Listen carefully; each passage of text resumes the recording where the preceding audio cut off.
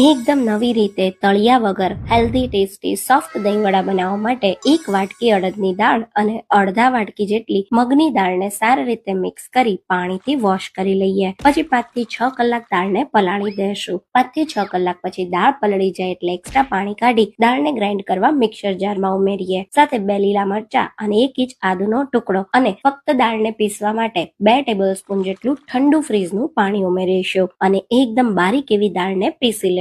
દાળ સરસ પીસાઈ ગઈ છે. મોટા બાઉલમાં કાઢી લેશું. હવે એમાં સ્વાદ પ્રમાણે મીઠું ઉમેરીએ અને દાળને એકદમ સારી રીતે ફેટી લેશું. તો દાળ whip ક્રીમ જેવી એકદમ ફેટાઈ જાય, ફ્લફી થઈ જાય ત્યાં સુધી ફેટવાની. તમે બીટરથી કે આ રીતના મશીનથી દાળને ફેટી શકો છો. દાળ સરસ ફેટાઈ ગઈ કે નહીં એને ચેક કરવા પાણી ભરેલા વાટકામાં થોડું દાળનું ખીરું ઉમેરીએ. તો દાળનું ખીરું ઉપર તરે મીન્સ કે આપણું બેટર બિલકુલ પરફેક્ટ છે. તો હવે આમાં આપણે 2 ટેબલસ્પૂન જેટલો બારીક રવો ઉમેરીશું, જેનાથી દહીં વડા એકદમ મસ્ત બનશે. સાથે અડધી ટીસ્પૂન જેટલા કુકિંગ સોડા. તો આપણે આજે વડાને સ્ટીમ કરીને બનાવીએ છીએ એટલે કુકિંગ સોડા ઉમેરવા જરૂરી છે. હવે સારી રીતે સોડાને મિક્સ કર્યા પછી સ્ટીમરમાં કાણાવાળી પ્લેટ રાખી દઈશું અને પ્લેટને તેલથી ગ્રીસ કરી દઈએ. હવે હાથની આંગળીઓને થોડી પાણીવાળી કરી થોડું મિશ્રણ આ રીતે ખીરાનું હાથમાં લઈ અને જેમ ગરમ તેલમાં વડા પાડતા હોઈએ એ જ રીતે સ્ટીમરની પ્લેટમાં ખીરાને રાખી દઈશું. તો આ રીતે બધા જ વડા પડાઈ જાય એટલે હવે ઢાંકી હાઈ ફ્લેમ પર વડાને 5 મિનિટ માટે સ્ટીમ થવા દઈએ.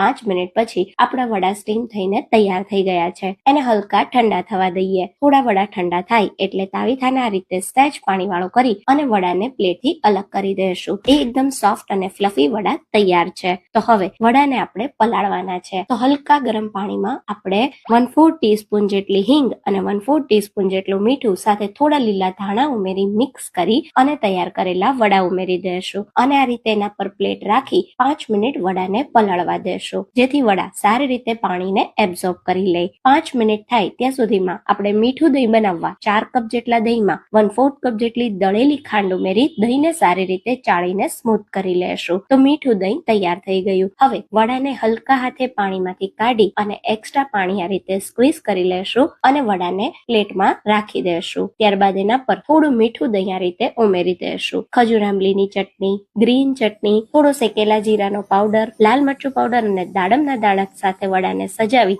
સર્વ કરો. ખાવાની ખૂબ જ મજા આવશે. એકવાર જરૂરથી ટ્રાય કરજો અને આવા જ નવા વિડીયો જોવા માટે ફૂડ્સ ફિટનેસને ફોલો કરજો.